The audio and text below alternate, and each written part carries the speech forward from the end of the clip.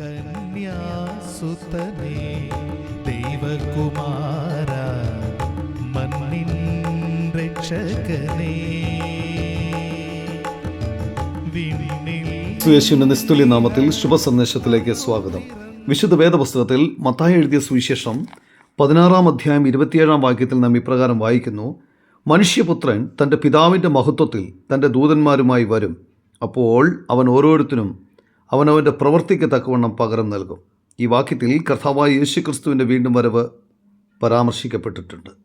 മനുഷ്യപുത്രൻ എന്ന സ്ഥാനപ്പേര് മാനവരാശിയുടെ രക്ഷയ്ക്ക് വേണ്ടിയുള്ള ക്രൂശിലെ യാഗത്തെയും പുനരുത്ഥാനത്തിലുള്ള വിശ്വാസത്തെ അടിസ്ഥാനമാക്കിയുള്ളതാണ്.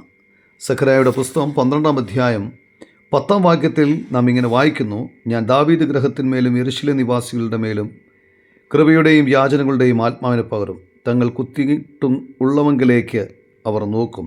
ഏകജാതനെക്കുറിച്ച് വിലപിക്കുന്ന പോലെ അവർ അവനെക്കുറിച്ച് വിലപിക്കും.